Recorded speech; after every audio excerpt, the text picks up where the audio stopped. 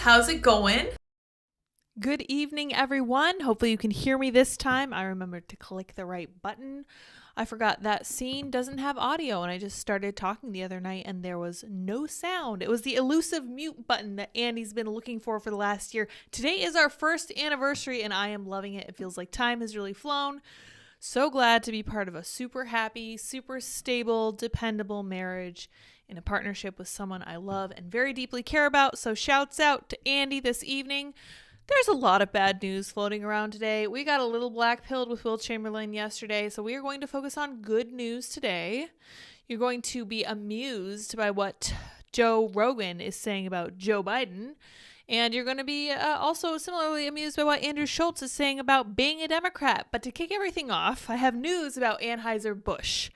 And I will tell you as a precursor that we're going to avoid a certain name in tonight's show. It is an activist who took on an ad spot for AnheuserBusch in the beginning of April.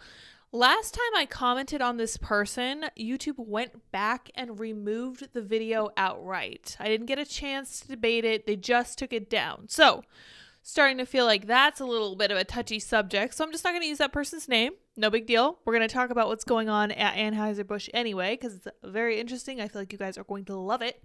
We're going to talk about how the kids are doing these days. They think they're all right, but it turns out they're actually not. But more of them are LGBTQIA+ than ever before, so you'd think that would make it a lot better, right? Apparently not. But a lot of them are choosing to either become activists or to go back to church, and I can tell you which one I think they should do. But we will look at an incredibly cringeworthy video from some Gen Zers, and you guys may laugh with me or cringe with me, whichever you prefer. It's Friday night. We're going to take it easy. There's no pressure. I know Friday nights are always lighter than the rest of the nights, so no worries at all. We're just going to hang out. We're just going to have a good time, talk about some good news. You guys can pitch me your ideas. Let me know if there's anything you guys want to talk about. And we're going to finish by looking at, let's see, what have Republicans done? I can just see the part of this tab. Oh, right. Good news on the front of the Biden mortgage fee hike for good credit borrowers. So I don't know if you guys have seen this, but the Biden administration was floating the idea of actually charging people with better credit more for mortgage fees, which is just absolutely mind-boggling to me. And I said at the time, first of all, I don't think that's legal. And second of all, I don't see it going forward. So hopefully Republicans are going to be able to put a stop to that. And finally, I think we'll probably finish, if we have time, with Samuel Alito's analysis of who leaked the Roe decision before it was time to go. The author of the Dobbs abortion ruling answers attacks on the court's legitimacy. He says he thinks he knows who leaked the draft and is certain about the motive. So from my understanding, I haven't perused the whole article yet. I do have the archived version for you guys in the description below. All the links are there. Everything we're going to cover today is already there. It looks like it came from the left, which shocks absolutely no one. I know these are the people who burn crisis pregnancy centers. Well, first of all, they accuse the right of not caring about women who are expecting children and who are in dire straits. And then when they're told that actually we do, and we have crisis pregnancy centers that go out of their ways to help women, like set up for having a child in the first place, take care of them with diapers and clothing and stuff like that, formula, help them figure out where to live and how to handle life. The left likes to say, okay, well, now that we know that those exist, we're going to firebomb them. This is literally something that happened around the time the Dobbs decision went through. So interesting conversation for sure today. Let's start with this great news. Just to recap, I'm not going to mention this person's name. This person has become they who shall not be named. Not he, but they. They who shall not be named. Don't forget to like, share, subscribe. Hopefully Andy will have a tweet out for us in just a minute and we can share that with the world. Hey, look, there it is. Right on the money. Let's get into this first story and then we will retweet Andy. AnheuserBusch executives held closed-door meetings with beer distributors following this person saga. We'll see if it makes a difference. I don't know. I'm not criticizing this person. I'm just letting you know what's happening with Anheuser-Busch. We'll call this person the activist moving forward, this mysterious activist. Bosses held a closed-door meeting with distributors in Washington, D.C. this week where they laid out plans going forward. The number of people ordering Bud Lights at bars and restaurants across the country have plummeted. Imagine that. Anheuser-Busch executives have promised beer distributors that going forward, marketing will be heavily screened following Bud Light's recent backlash from the activist. Wink, wink, nudge, nudge. You know who I'm talking about. Bosses held a closed-door meeting with distributors in Washington, D.C. this week, where they laid out future plans and promised to spend heavily on Bud Light to salvage its public image, according to reports. They are in major, super insane damage control mode, and I don't really blame them. I don't think they expected this at all. They thought the conservatives were just going to go along with this and just take it on the chin like we usually do. I'm glad that we didn't, and I'm glad that people are standing up to them. That's fantastic. Benj Steinman, editor of Beer Marketers Insights, interesting publication, said that spending on the brand fell off a cliff last year, but Anheuser-Busch execs are promising to rectify the situation, the New York Post reported. Bud Light sales have fallen dramatically since the activists' first post with the brand on April 1st, but a fresh marketing push is set to begin this week. Good effing luck, guys, because you haven't apologized for what you did, and your core customer base still thinks you think they're rubes. They think you think they're dumb, and you're definitely acting like it. The company is expected to have a big push during the NFL draft and a bid to revive the brand in the coming days, Steinman said. It's possible they're able to accomplish this, because I think there are plenty of people who are kind of tuned out from all of this political nonsense, but I feel like if they're having these meetings, this is actually really making a difference, and I'm so glad to see it. Still kind of annoyed that Donald Trump Jr. decided to say, hey, actually, you know what we shouldn't do is boycott Anheuser-Busch because it turns out they give us a lot of money. So again, very glad he was fully forthright. He's like, maybe we shouldn't boycott them because they give my party money. That's kind of grimy, but at the same time, he told the full truth about it, and I appreciate that, but it's not going to work. So anyway, Greg Duvier, thank you so much. I am happy to see Lids live. Thank you so much for joining us, Greg. We really appreciate your presence for sure, as well as your super chat. Whisper says, hey there. Andy says, are people happy to see Lids lives back on the channel? I am loving doing them again. I really like doing interviews, but I love the idea of doing them just twice a week. So going forward, we're going to have them Tuesdays and Thursdays, or whatever I'm able to manage. Sometimes I think I'm not going to be able to bring people in every single week, especially going into June. Andy and I are going to be swamped. I mean, swamped. We're going to be going between states. We're going to be driving 24-hour stretches. It's going to be wild. It's all for a good purpose, and I'll let you guys know what's going on as we get closer, but it looks like it's 100% set in stone. On an unrelated note, I don't know if you guys saw this, but Public Square is opening a Florida branch. I'm not going to connect those two for you. I'll let you connect the dots. Let's retweet Andy real quick. Let's see what delightful things my marketing agent has to say. Tried Queen Story Hour with Sarah Petulitz is live right now. Tonight, will Joe Rogan and Andrew Schultz ever give up on the Democratic Party, or will they just hold their breaths until Biden dies of old age? We are actually about to find out, so make sure you go over there and retweet it. Oh, hello there. We've got a little echo over there. Let me make that go away. Hey, there's Andy. There he is now. You can see him. Awesome. Cool. So we are going to talk about Joe Rogan, talking about Joe Biden in a Joeception. And we're also going to talk about Andrew Schultz. So this is going to be kind of a fun conversation. I always say that comedians are always like taking the pulse of the culture. And I truly believe that to be the case. Like when you see comedians pulling up the ladder behind them, that's how you can tell that things have gotten really censorious, which is exactly where we find ourselves right now. But you know who doesn't ever pull up the ladder behind himself is Joe Rogan, because he is actually a good person. So let's read what he thinks will happen in 2024. Joe Rogan says Democrats have no hope in 2024 election other than President Joe Biden, 80, dying like very soon. Wow. Let's read his full comments. Joe Rogan believes Democrats' only hopes for the 2024 election is for President Biden to die, and believes that might happen very soon. Oh my, this is dark. Rogan made the remarks on his podcast Thursday while discussing the forthcoming election. By the time it comes around, Biden will be 81. A full term will bring him to 85. He is not lying. The fact that he's running again is so wild when you watch him talk. Yeah, again, not lying. Joe is a very keen observer. He just sees things for what they are and calls it for what it is. The fact that there's no leadership that can find a solution for this, because there really is no solution. Like, what else are they going to do? Yeah, seriously. Let me see who his guest is. I kind of want to watch this. Let's see if we can pull it up. Oh, great. There's an ad. Thanks, Daily Mail. It looks like it's either Dave Smith or possibly Andrew Schultz, and it's possible Andrew said what he said on Joe's show. So let's see what we can see. Maybe. When you watch him talk, the fact that he's running again is so wild. When you watch him talk, the fact that there's no leadership that can find a solution to this, because there really is no solution. I mean, we've bantered about it, you and I, and a lot of other people have as well. Like, what are they going to do? Like, what is the, other than Biden dying, like, very soon, and then someone stepping up in a big way that makes sense. Which is not beyond the realm of possibility. He's older than the average life expectancy, I believe, already. Not saying he will die, but that is possible. I'm sure there are a lot of people, like, in the Democratic establishment who have been, like, I could just imagine there's a boardroom with, like, very powerful people meeting who they're like, okay, we're getting them out. What's the plan? Like, how do we do this? And I think they just cannot come up with one. I can't come up with one. Well, I mean, I'm not a political strategist, but, you know, I know the landscape. I know who's out there.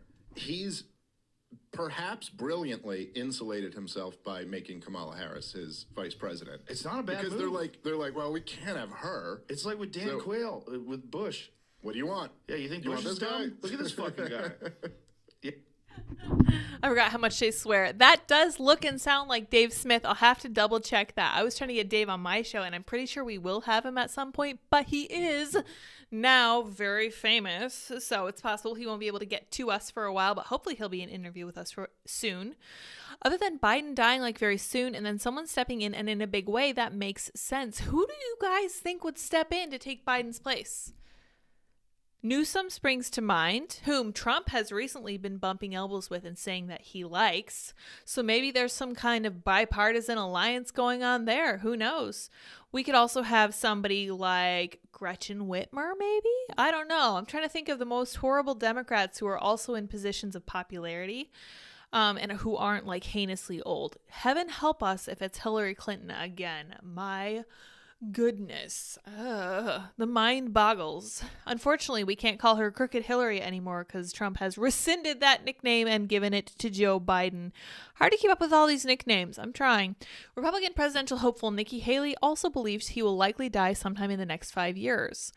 He's announced that he's running again in 2024, and I think we can all be very clear and say, what a matter of fact, that if you vote for Joe Biden, you really are counting on a President Harris, because the idea that he would make it to 86 years old is not something I think is likely.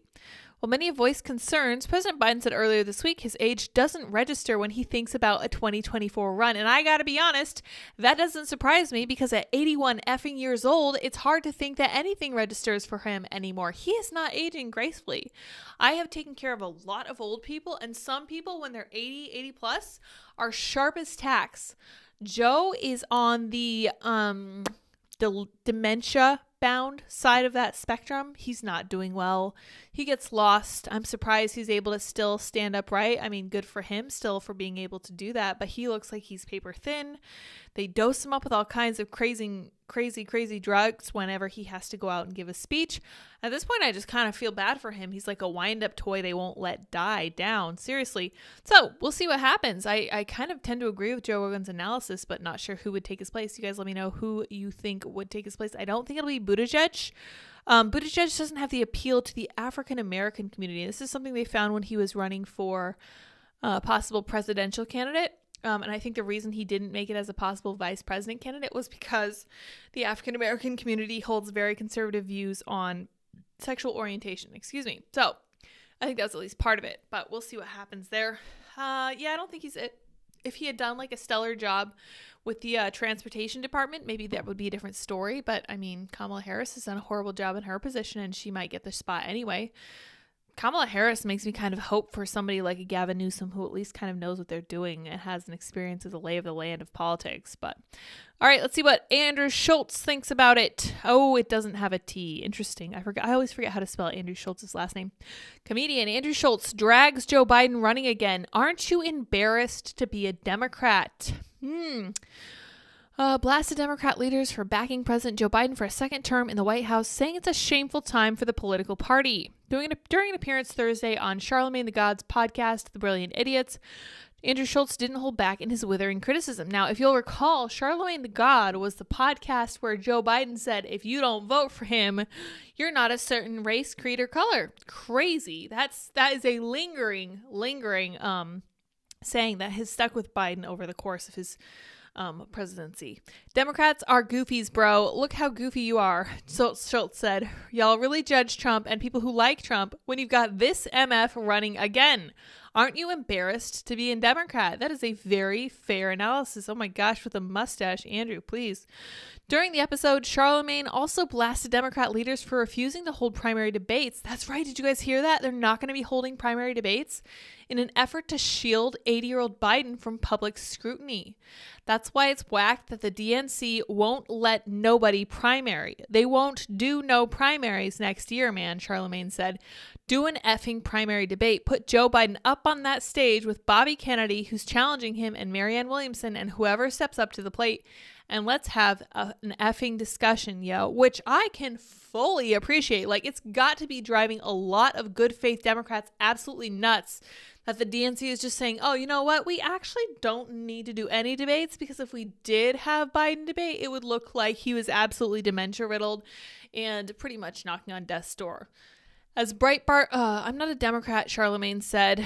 Yeah, boy, Schultz replied. Don't know if either one of them are. They probably consider themselves left-leaning independents, which is a very, very important demographic to consider as we're going into 2024. As I said the other day, we need to keep in mind the moderates and the independents who are not fully on Trump's team, but who clearly also aren't on Biden's team. They would probably just be tempted to sit it out and not vote for either one. They're not going to give Trump a win just because Biden's old. They're probably going to be more likely to do other things on election day, and I can't say I blame him. Andy says, oh, did I spell it wrong? Yeah, I did too at the same time, so I will not blame you at all. Schultz apparently does not have a T in it. Boo. As Breitbart News reported, both Robert F. Kennedy Jr. and Marianne Williamson have slammed the ANC for not holding a primary debates. Biden's age has been the subject of a steady stream of establishment media reporting of late, as well as one reason voters want a Democrat not named Joe Biden running at the top of the Democratic Party ticket. Let me see if I can find, I heard about this article earlier today and I really want to look it up. Why a healthy doesn't need a president. It was something about how a healthy democracy doesn't actually need a healthy presidency, or like a healthy president, which is really interesting. And I can't find it, of course. Oh, well, that's okay. If you guys remember the title of that article, let me know. Yeah, okay, that's not going to work. Oh, well, I thought I could find it real quick, but I can't remember some of the key words to look for. So if you guys know what I'm talking about, let me know. All right, you guys, now that we've had some of the good news, let's look at some of the sad news and then some slightly more positive news and some very cringe news. Quite quite the emotional whirlwind here, so bear with me. America's teen mental health crisis laid bare. 1 in 10 high school students have attempted suicide. 30% are depressed most of the time, and a third are abusing drugs, CDC data shows. We are also going to look at another incredibly telling CDC survey, and this is something that people will tell you should make students happy, and it's not making them happy. It's not working. And we'll look at the 2 ways that kids are kind of coping with this stuff, because these are not good times to be kids. 1 in 30 U.S. high school schoolers regularly carry a gun, shocking data finds. Wow, that is illegal, first of all. Nearly 1/3 of the students also regularly abuse at least one substance. It is very culturally hip to abuse substances. In fact, I was just reading an article about how newer potent marijuana is having exceedingly negative effects on people. They were telling the rather personal kind of anecdotal stories of 2 different guys who died under the influence of marijuana because it exacerbated their depression so badly. It makes me so sad. And obviously that's not enough of an instance to be like, look what's happening. But at the same time, it's very, very troubling. And since so many people are like engaging with it, that's not a good sign. America's in the midst of a teenage mental health crisis, according to official data that suggests a staggering number of children are suicidal. A report by the Center for Disease Control and Prevention, CDC, found that in 2021, 10.2% of U.S. high school students said they had attempted to kill themselves in the past 12 months, up from around 8% in 2019. The CDC also found 30% of high schools also said they had poor mental health most of the time. For girls, that figure was even higher, 40%. Oh, it looks like telling girls that feminism is the ticket to a healthy life still isn't working for them. That's crazy. Who could have seen this coming? The survey also found that 1 in 3 high schoolers are drug users, with 1 in 6 regularly using marijuana, 1 in 4 drinking alcohol, and 1 in 16 on opioids. Meanwhile, the report found that nearly 1 in 30 students regularly walk around with a gun at a time when the number of school shootings is rising and firearms are now the leading killer of U.S. children. I don't think that's technically correct that firearms are the leading killer of U.S. children. They are referring to the inappropriate, inaccurate, and deceptive framing of a survey that found that let me see how they put this.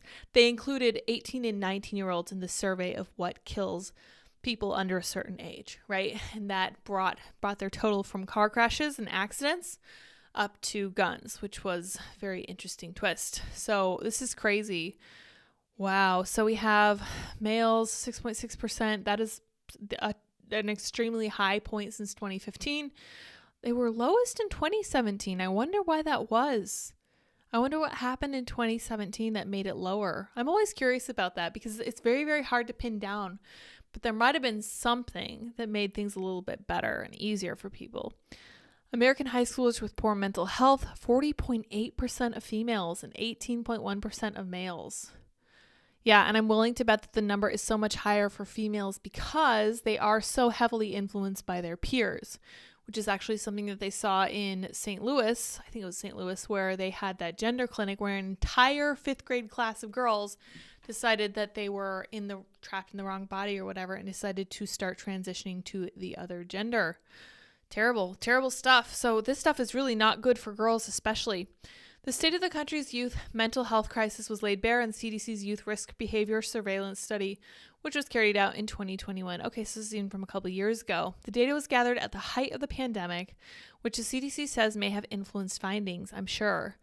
Lockdown, school closures, and anxiety about the virus spurred mental health crises for many teens and surged rates of depression and anxiety.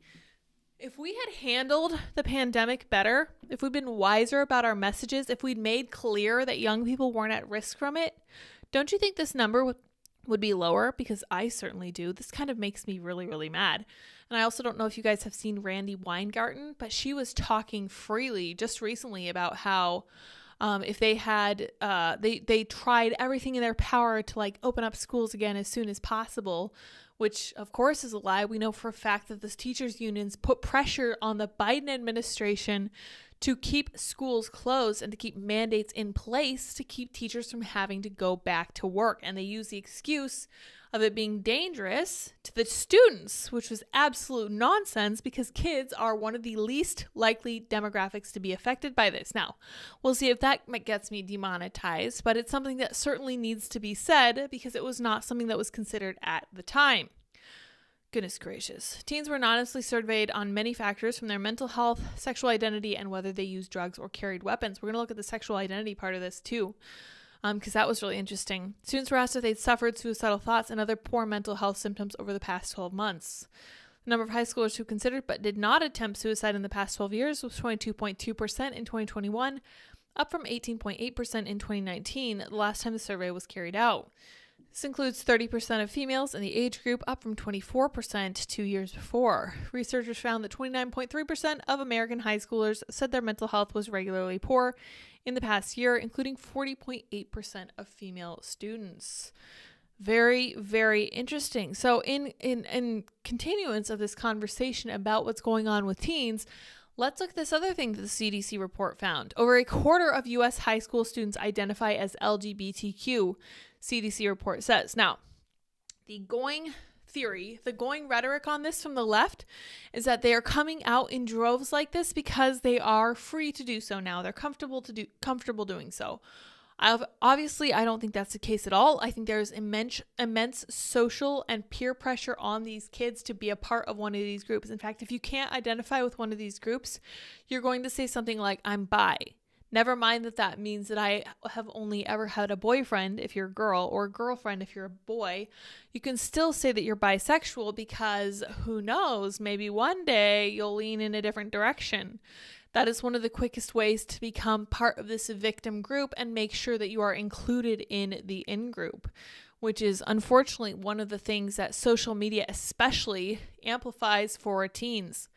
A new report from the Center of Disease Control and Prevention shows over 1 out of every 4 high school students in the U.S. identifies as LGBTQ. Using data it collected in 2021, that's right, it's from the same study. According to the results, 3.2% of students identified as gay or lesbian, 5.2% as questioning, and 12.2% as bisexual. About 3.9% of students answered the question saying they were other, and 1.8% claimed they didn't understand the question. Yeah, I'd probably say that myself. I'd be like, yeah, I don't understand this question. I don't really want to answer it. I don't really want to be part of your group. I don't want to say yes or no. Critics, including some from the LGBTQ community, say that an agenda pushed by the U.S. schools has led to the increase. Everyone's like, no, that's not indoctrination. We're just teaching inclusion, so it doesn't count. I totally disagree with this. Former U.S. Marine and bisexual member of Gays Against Groomers, Samantha Viscount, told KMP News in Fresno, California. I think if you teach children about all this LGBT material way too early on of an age, before they understand it, it's absolutely indoctrination. There is really no other way to logically and objectively look at it. They can say they're being inclusive, but when you tell young kids about this at an early age, you have to know that you're influencing what they're going to be doing themselves down the road. This is not an innocent instruction on the kinds of sexualities that are out there. This is 100% planned indoctrination. The concern is that our children in the schools are being taught in regards to the transgenderism, the LGBT agenda. Pastor Jesse Alvarez of Valley Life Community Church in Selma told KMPH, and that's one side of the story. That's an opinion, a culture, a belief in our country. Yes, well, that's not good. And then, of course, they bring the other side of the spectrum. LGBTQ advocates call such concerns ignorant, of course, because questioning this kind of stuff means you're ignorant and bigoted.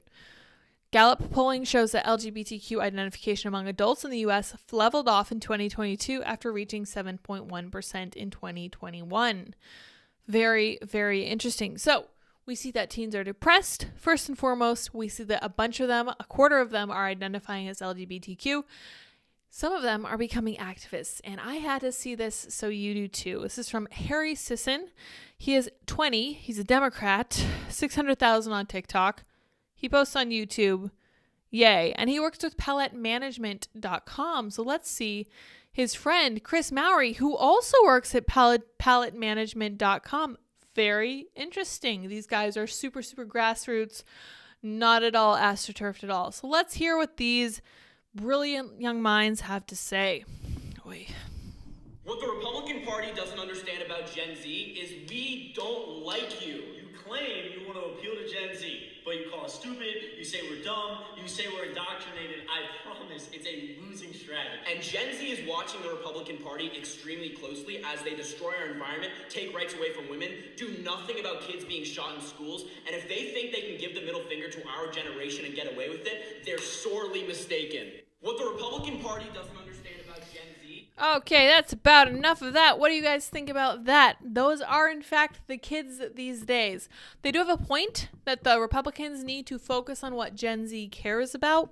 But the problem with Gen Z at this point is that they've received so much indoctrination through state schools that they will never, ever consider even remotely conservative point of view. And why would they? They've been told that Republicans are evil. I just have to say, look at this unbelievably smug face. Okay, this is someone who knows everything, and we must just bow to his brilliance. I think I understand now how people used to feel about millennials. Now we know, of course, the oldest millennial is pushing 40. That's a tough spot to be in. But yeah, this is pretty bad. I'm really cringing and kind of dying inside. At least they don't have those perm things. Oh man. Yes, Republicans do say you're indoctrinated because that's exactly what this looks like. And the fact that both of you guys work with palette management? Yeah, both of them work with the same company. Really, really interesting. Let's look up palette management real fast while we're here. Let's see. Palette management is TikTok management and marketing. Interesting. We are a management and marketing company that harnesses the power of the digital landscape to bring audiences and opportunities to creators and brands. We are creator-led, creator-driven, and creator-focused. The heart of Palette lies within the creativity of our talent roster, which has a combined following of more than 175 million across platforms like TikTok, Instagram, YouTube, Snapchat, and Twitch, and amassed billions of views online each month. Content creators are no longer an afterthought. Our management infrastructure mirrors the depth and attention given to the world's biggest culture and entertainment icons. I don't know if you guys remember this, but when I asked Greg Price what he thought about TikTok, he actually said he thinks that Republicans need to engage with it instead of just trying to ban it.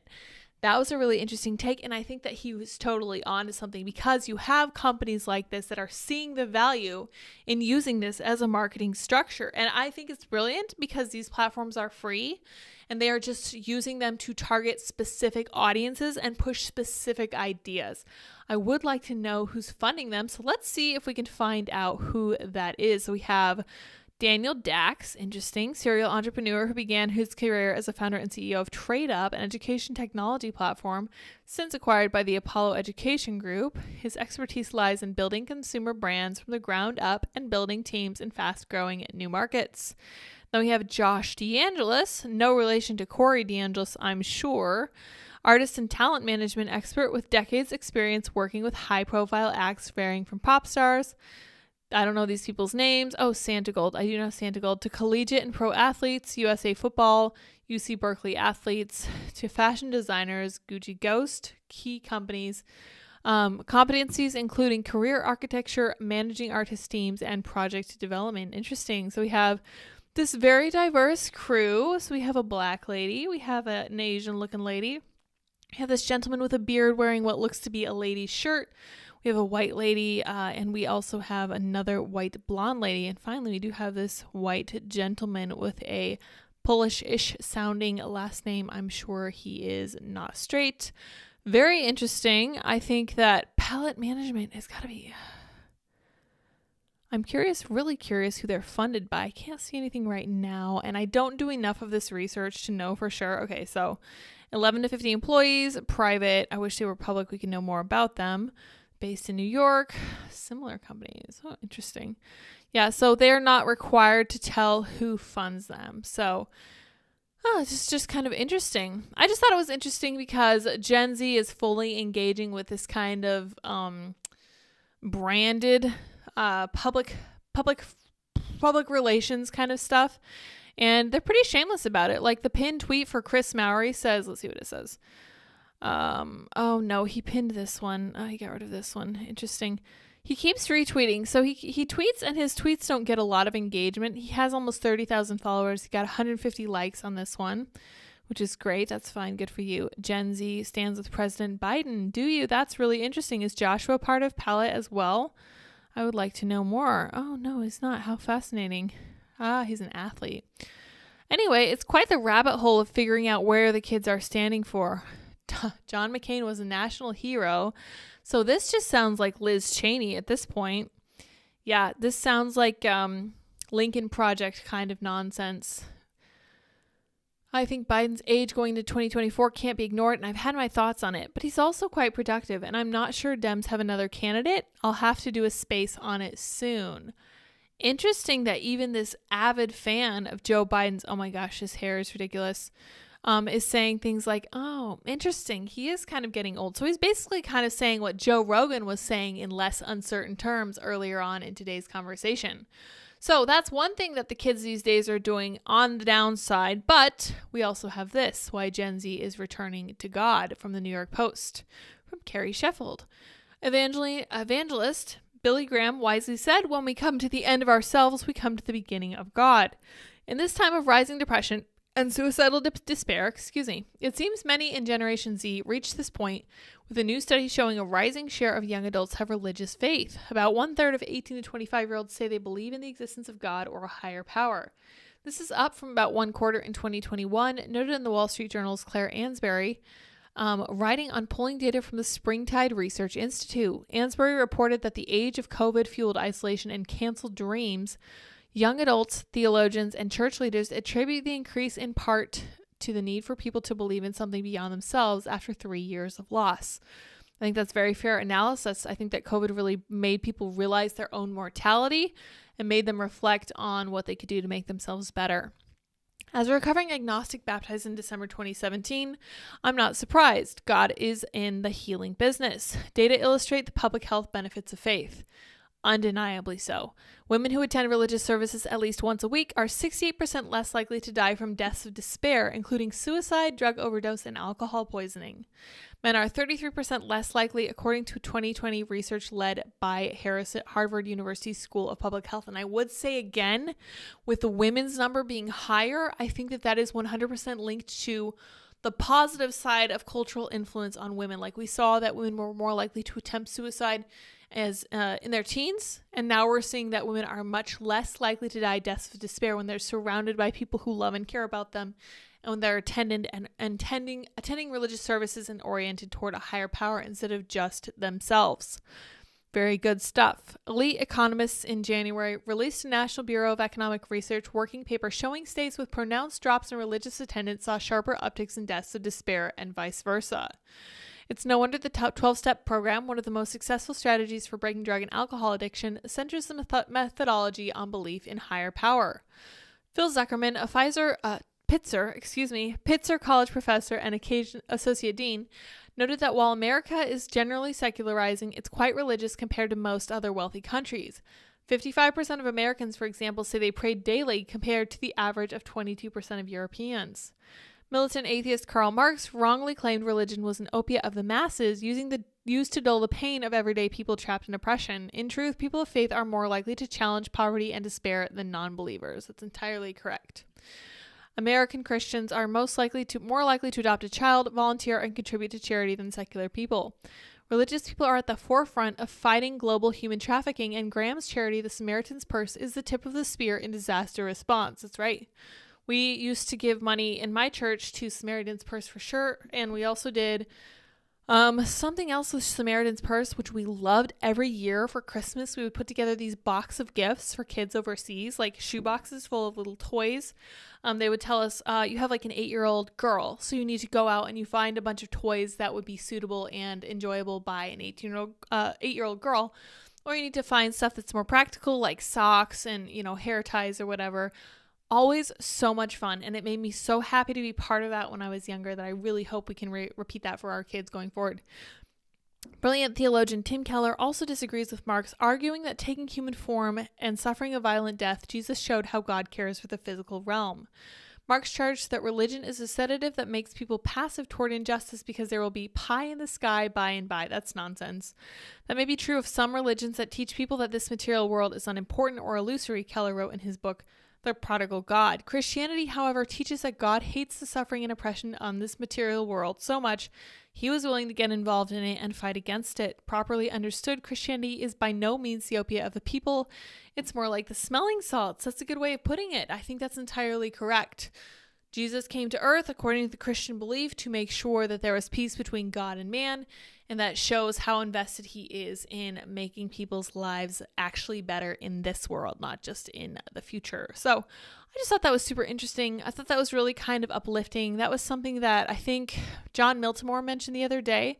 And I was like, wow, I didn't know that Gen Z was moving more toward church, but I was fascinated. But let's see what you guys are saying. I do agree the interviews add good variety to the channel, says Greg. I'm glad you think that for sure. Sorry about the sound on that Rogan clip. Looks like it was a little bit low. You guys should check it out for yourselves. I'm going to go check it out for sure too, since it does look like it was Dave Smith, whom we all love. Keenan says, if you wanted to beat your opponent, then you want a weak opponent so you could compliment terrible people. California Jack Frost and Mayor Pete. Interesting. Yeah, you could do both of them. Good stuff. Yeah, for sure. Keenan says to have a perfect credit score is almost impossible without being so far in debt that you would fail in life if you didn't continue to work. You own nothing and be happy. Yes, but you can have a higher credit score, and I think that conservatives kind of don't grasp this fully. A lot of people just say you shouldn't have a credit score, you shouldn't do any of this stuff. You might actually have to have a credit score, and pretty much one of the biggest things they're looking for is making sure that you are on time with your payments. That's pretty much it, unfortunately. I mean, it's not super complicated. They're just looking for responsibility, and they're trying to figure out if you're a good investment. I personally don't find that too crazy. Obviously, I'm not a big fan of credit card debt. I don't think it's a good idea in the long term. My parents taught us that when it came to credit cards, you should use them as an emergency fund. Like if you didn't have any extra money, for instance, saved up, although you should for sure, if you were stuck in a bind and you had no access to any of your other money, you should plan to use your credit card, and you should be prepared with that to like pay for a car repair that you need to make if you're broken down on the side of the road, to pay for a hotel if you're stranded somewhere, and to make sure that you have, funds to make sure that you can take care of your kid if push comes to shove. And I think that's a really good way of using credit cards. I don't think that, the way people use them now is a good idea. I was incredibly disturbed by what the Democrats were pitching, so we're going to look at that next, and I think we're probably going to wrap it here in a little bit. Let's see here. Republicans move to block Biden mortgage fee hike for good credit borrowers. Since we were just talking about credit cards, the plan would use the government-supported housing companies Federal National Mortgage Association, that is Fannie Mae, and Federal Home Loan Mortgage Corporation, Freddie Mac, to enact the price adjustments. House Republicans have put forward legislation to block a Biden administration move. It says more, but I'm saying move because that sounds like the right word. To subsidized home buyers with poor credit by imposing fees on those with good credit. And I just have to stop and ask, does this at all sound to you guys like what happened in 2008 when they were giving out home loans to people who had no shot at possibly ever paying it back? This just sounds like a recipe for disaster. Like, I am deeply troubled by this. If implemented, the latest FHFA fee change could result in thousands of dollars in additional fees for lower risk homeowners over time, while encouraging and rewarding financial irresponsibility, warned Arizona Republican Representative Andy Biggs, according to the Washington Times. Entirely correct. So one of the other things that the right doesn't seem to understand about credit scores is that they do indicate general responsibility when it comes to making sure you can make your payments every month. And I'm not sure why they don't seem to grasp that. They're just kind of very gung-ho with the idea that no one should ever have any kind of credit ever. Well, bad news, credit scores exist, and we kind of have to work within that framework if we're going to get ahead in the world. I remember when my cousins, my aunt and uncle, went to buy a car, and they had gone so long without using any form of credit, they weren't able to buy a car because they could not prove that they would make the payments, even though my uncle had a good job and everything was stable, but it didn't matter. They had to figure out that to open a minor credit card to make sure that they could buy this vehicle. I remember thinking that was crazy, but at the same time, it kind of makes sense. But yeah, I know the credit score thing is a whole racket. It's only been around since 1989. Our parents really didn't have to deal with this growing up. But yeah, I don't know. This was a crazy idea, and they were literally emphasizing people who were not responsible, people who have really bad credit scores, and trying to subsidize them, which is crazy to me. The Federal Housing Agency in late April unveiled a plan that Director Sandra Thompson said would increase pricing support for purchase borrowers limited by income or wealth. Oh, this is all about equality, guys. This is just about DEI. Don't worry about it. The plan would use the government-supported housing companies, Fannie Mae and Freddie Mac, to enact the price adjustments, but Republicans contend the plan would punish the financially responsible. Biggs, who introduced the measure alongside 30 co-sponsors, said the administration's agenda of equity over equality defies common sense and will endanger the stability of the housing market. For sure. For sure. I found this so shocking. I was like, look, this just to me looks like they're emphasizing people who have been super irresponsible in life. And that's why a credit score, that is one of the only things that a credit score is actually good for. So, man, this was hard to watch. I was like, man, why are Andy and I working so hard to get our credit scores like under control and to raise them if this is just what's going to be happening? Like, this is absolutely nuts. Where is the incentive to have a better credit score? Why would you be incentivized to pay everything on time and make sure that you have like the right avenues of credit open or closed according to whatever silly dance they want you to do? Because if you close credit cards, that doesn't look good on your credit score either, which is really interesting. You have to have the right number open for the right length of time with the right amounts on them and not too much, not too little. Really, really irritating. It's kind of a frustrating dance that they make you dance in order to bring your score up to a reasonable rate. And they won't even look at you for a home loan if you're not above a certain level. Although with the Democrats' proposal, that looks like that might change, which is wild to me because your level gets low because you're not a trustworthy person when it comes to paying back loans. But I digress on that point. I just thought that was horrifying, and I'm really glad that Republicans are kind of moving against it. Hopefully they succeed at that. Keenan says a box of colored rubber bands is perfect for an 8-year-old boy or girl. That's correct. It depends on the, I was going to say it depends on the age. It also, if you're giving them a toy like a box of colored rubber bands, you need to know if they have younger siblings who are going to try to eat them and then require emergency surgery or just die, because that's a horrible thing to do for sure. Keenan also says, I don't pay attention to what people say about themselves. It's much more revealing about their interactions. Like Eminem said, they always ask the same effing questions. Not sure about that. All I know about the left is that they never are forced to answer the questions. That's why I'm constantly fantasizing about this game where they are just forced to sit down and not allowed to leave until they answer the darn question. And obviously that'll never happen, but here we go. Greg says, so you are telling me I should max out my credit card and not pay it off? Challenge accepted, LOL, JK. Please don't do that. I'm not a financial advisor. This is just me talking about credit scores, which again, completely nonsense. They literally were not even a thing until 2 years before I was born. Seriously, give me a break. That's absolutely nonsense. Greg says, back when I went to school, I had a teacher that went door to door for his political party. To this day, I have no idea which party. Interesting. And he says, support the show, like, comment, subscribe, and share this video. Yes, please do so. We are trying to grow the channel. We have big things happening in the future. I'm so excited to be heading down to a free state in the near future. Very excited for that. It's going to be a lot of fun. You guys are going to be along for the ride. Fug off as ho. Interesting name. Says, glad you're talking about something relevant. Timcast has been absolute dog-ish lately. I'm very sorry to hear that. And I'm sorry if they haven't been talking about stuff that's kind of topical. I just found this stuff particularly important because Andy and I are in the mode where we're like, okay, we're going to try to plan to buy a house, right? Really, really big stuff down the road. And I'm looking at how a credit score affects that. And I'm going to like try to be talking to credit bureaus and stuff and be like, hey, I think you made a mistake here and here. Can you take this off? This is already taken care of. As you can see, we consistently paid over the course of however long, whatever. I'm like, please remove this because this is dragging us down. We don't need that anymore. It's just hard. It's just part of being an adult. It's challenging. And you know what? Somebody was saying the other day, there was a video floating around. And this actually kind of made me really mad because people were talking about IQ and how much IQ is required to navigate the adult world.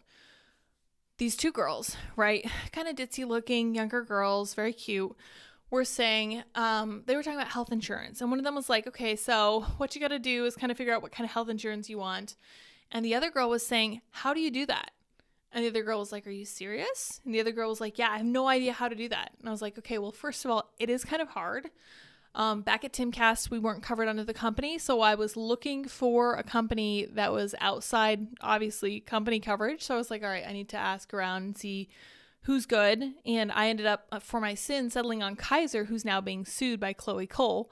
It was, at the time, exactly what we needed because it was like this contained system. You go to their doctor, you get their services, and everything's like really neatly packaged for you, and it's easy to make payments. You subscribe really easily for like recurring monthly charges. It was great. Wasn't too expensive, thankfully, and we were able to get some stuff done while we were down in Maryland. But I think at the same time, for someone who doesn't have a certain amount of like situational awareness and kind of adjustment to the way things work, that's going to be really hard for them. It's going to be hard to figure out credit scores. It's going to be hard to figure out car payments. It's going to be hard to figure out even where to begin buying a car and finding health insurance. It's challenging, right? Like, it's hard enough being able to call and make your dentist appointment. This is something Gen Z talks about constantly. They're like, I am scared to call and make my own doctor's appointment. Like, I want my mom to do that for me. And it's just like, first of all, you need to be exposed to the real world so you can figure out how to do that. Like, it's not the end of the world. They're human beings on the other end of the line, unless you're talking to a computer. But I was like, yeah, actually, it is kind of hard to navigate the adult world, and it can be challenging. And if you don't know all the miles and miles of red tape that surround something like healthcare, finding health insurance, you're going to be stuck. And to this day, I still have people who blow up my phone because they're like, oh, are you looking for health insurance? I'm like, no, I haven't been looking for health insurance for like 2 years at this point. Why are you still calling me? But it's hard to even know where to start. And there are sites who will scam you. There are people who will ask for your personal information and do horrible things with it. And if you don't go into it with the right amount of smarts and nuance, knowledge about the world, you're going to be in a tough spot, right? So I do have a lot of sympathy for people who are kind of struggling with this stuff because it's not easy. Like, I'm 30 and I've been kind of dealing with this stuff. Pretty much my parents set up a bank account for each of us when we turned like 7. And they just said, okay, we're going to put like $20 in here every year for the next 10 years. And you can feel free to chip in too. Like, if you want to support the chicken business and make sure that the money for the chicken food comes out properly and everything, do it here. Here's how you balance your checkbook. Here's how you have a checkbook. You have this account with mom or whatever. And then you're going and you're figuring out how money works, how banks keep money. And that's a really important part of growing up. I feel like a lot of kids these days never had that. Like, their parents just never thought that was important. And I mean, these are the parents who have kids and immediately hand them off to the state for 8 hours, 5 days a week. And who, when they get home every night, they hand a piece of technology and they say, stay out of my hair, so they can sit on their own technology and scroll through stuff mindlessly and just exist that way. That's not being a parent. This is what ends up happening is kids who have no idea how this works, kids who end up with low credit scores because they didn't know. Like, I once had a coworker who didn't realize that she had to continually make car payments, which crazy to me. Like, she thought, I bought it, I put it down a chunk of money, that must have been it, right? Cool. No, destroyed her credit because she hadn't made payments for the course of like 6 or 8 months. Absolutely crazy to me. Admittedly, people should be trying to reach out to you about that kind of thing, but at the end of the day, the onus is on you and you are supposed to take that responsibility. So anyway, a lot of stuff. Texas Rangers 4 says, why is Gen Z so scared of phone calls? They've been using text their whole lives, and text is much less confrontational for them, I think. And it's that's a weakening factor. You need to be able to talk to people. In fact, when you talk to people, it's much different than being on Twitter. It's much different than being online. You'll hear a lot more of their humanity. You'll hear a lot more nuance, and you'll hear, a quicker use of sense of humor and stuff. I really think this reliance on text and technology has made kids less humorous because they don't understand what that looks like as well. Anyway, I want to wrap with this one short article. We're not going to read this whole thing by any means because I'm already running out of words. This is from the Wall Street Journal Opinion. I archived this version, and that is again down in the description, links down there. Justice Samuel Alito, this made us targets of assassination. The author of the Dobbs abortion ruling answers attacks on the court's legitimacy. He says he thinks he knows who leaked the draft and is certain about the motive. Interesting. I wonder who it was. I'm sure it was someone from the right? A right-wing extremist? Justice Samuel Alito was supposed to speak to law students at George Mason University in Arlington, Virginia. But when they showed up, he wasn't there. That Alito was speaking via closed circuits from that room in the Supreme Court 7 miles away rather than in person was a sign these are not normal times, the Washington Post reported. The Post didn't explain what made the times abnormal. Yeah, that's interesting because the Post happens to know that the reason these times are abnormal is specifically because of the rhetoric that the Post pushes. Okay, the rhetoric being pushed by the Washington Post is the idea that Republicans are trying to kill women, Republicans are targeting women's bodies and women's rights, and that action must be taken to make sure this doesn't happen. So weird that these times are not normal, according to the Washington Post, right? It wasn't a lingering fear of COVID-19. In fact, mid-April interview in his chambers, Justice Alito fills us in on May 13, 2022 event. Our police conferred with the George Mason police and the Arlington police, and they said it's not a good idea. He shouldn't come here. The security problems will be severe, so I ended up giving the speech by Zoom, he says. Still, there were so many protesters, and they were so loud you could hear them. Yeah, shocking. By now, a noisy mob of law students may sound like any other school day, but last May it was also a tumultuous time for the court. The preceding week, someone had leaked a draft of Justice Alito's opinion in Dobbs v. Jackson. Oh my gosh, I can't talk. Jackson Women's Health Organization, a landmark abortion case that wouldn't be decided until June. The last question at the George Mason event, the Post reported, was about how the justices were getting along in the wake of the unprecedented breach of confidentiality. At that time, Justice Alito said little in response beyond, "We're doing our work." He now says that the leak created an atmosphere of suspicion and distrust. We worked through it, and last year we got our work done. This year I think we're trying to get back to normal operations as much as we can. But it was damaging. I'm sure it was. Chief Justice John Roberts directed the Marshal of the Supreme Court to investigate the leak. In January, she issued her findings. Investigators have been unable to determine at this time, using a preponderance of the evidence standard, the identity of the persons who disclosed the draft majority opinion. Sure, right. I'm sure that's the case. Justice Alito says the Marshal did a good job with the resources that were available to her and agrees the evidence was insufficient for a public accusation. I personally have a pretty good idea who is responsible, but that's different from the level of proof that's needed to name someone. He's certain about the motive. It was part of an effort to prevent the Dobbs draft from becoming the decision of the court, and that's how it was used for 6 weeks by people on the outside as part of the campaign to try to intimidate the court. Thank goodness that didn't work. That campaign included unlawful assemblies outside justices' homes, and that wasn't the worst of it. Those of us who were thought to be in the majority, thought to have approved my draft opinion, were really targets of assassination, Alito said. It was rational for people to believe that they might be able to stop the decision in Dobbs by killing one of us. On June 8th, an armed man was arrested outside the home of Justice Brett Kavanaugh. The suspect was later charged with attempted assassination and has pleaded not guilty. I don't know if you guys remember that. That one was in and out of the newspapers quickly because that did not go along with a peaceful leftist rhetoric.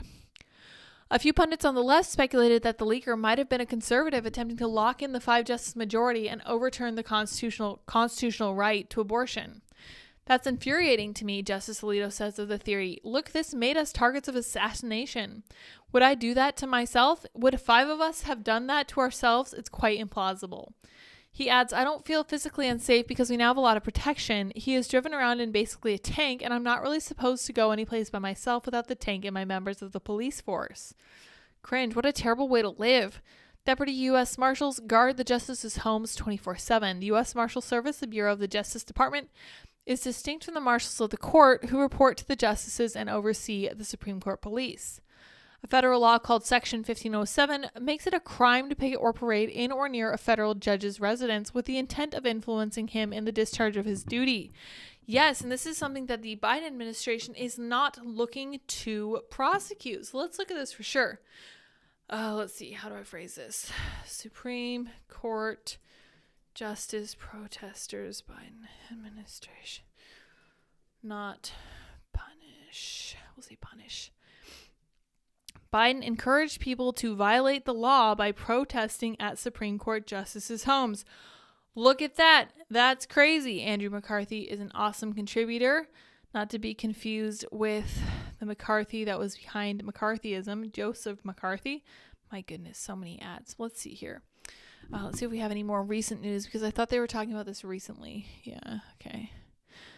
Nope. Okay, cool. Well, that was very interesting. But yeah, that's a good point. Biden was in fact encouraging people to violate the law, and nobody was talking about this under any any guy, and like nobody cared about this. They really didn't. They did not care that the law was being broken because it was in pursuit of their political goals, and they were fine with it. The political machine was fine with the protesters outside of Brett Kavanaugh's house, was fine with the man who tried to break in there and kidnap his daughters and torture them and his wife, and threatened to kill the man himself. Absolutely insane to me.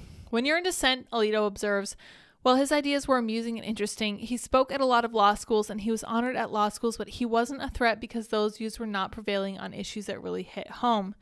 And there he is talking about Scalia. Scalia was even blunter in Casey. We should go out of this area where we have no right to be and where we do neither ourselves nor the country any good by remaining. Interesting. That's fascinating. Soon after Scalia's death in 2016, one of those law schools even took his name, Antonin Scalia Law School at George Mason University. That's where Justice Alito was unable to set foot 6 years later because the security problems will be severe. That's crazy, and that's how fast this has changed. Times are changing very, very quickly, and it's honestly kind of startling how fast some of this stuff's changing. I don't know if you guys remember this, and I'll use this to wrap up. Remember when the Daily Wire, when Matt Walsh specifically went after Vanderbilt, I think it was, for saying that they weren't doing child gender transition surgeries, but then actually doing them? Yeah, that was like 8 months ago. And since then, we are in this war in various different states over whether denying children access to gender-affirming care is life-threatening. Like the denial, not the actual care, is what's life-threatening. And this rhetoric has amped up over the course of less than a year. We went from this isn't happening at all, we would never do such a crazy thing, to if you say we can't do this, you are actively participating in the eventual taking the Canadian way out of these children, which is crazy to me. Absolutely insane. This is fast-moving stuff, and we need to stay on top of it. And we need to put pressure on people to make sure that they are being held accountable. Like, we need to make sure people are following the law. And we need to make sure that people are telling the truth. And we need to make sure that people are not escaping accountability. We need to vote. We need to get involved in our communities. And we need to make sure that we stay invested in what's going on. Because if you don't take an interest in politics, politics will certainly take an interest in you. Keenan says Justice Scalia, I believe, is the correct name. Thank you. Wake Up Waverly. Hello. Lovely to see you. You are indeed a little bit late, but thank you for joining us. Keenan says the incident at Justice Kavanaugh was right around the corner of the first swatting at the castle. That's right. Crazy stuff going on over there. Keenan says, some people say Lydia has an old soul. I think your audience has a young heart. Possibly so. Why not both? Absolutely. Sounds good to me. All right, guys, it's 8 p.m. I hope you all will have a great weekend this weekend. We are going to be extremely busy over here on the east side of the country, me and Andy. I will see you all on Monday. It's probably going to be me live streaming again. We'll see who we have on Tuesday. It's going to be another fun-filled week. Again, super busy as we go forward on our grand adventure down to this free state. Looking forward to it immensely. Hopefully you guys will stay tuned with us as we go along. Thank you guys all so much for joining us in the chat. Always a great time chatting with you all. I will see you all next time. Until then, bye guys.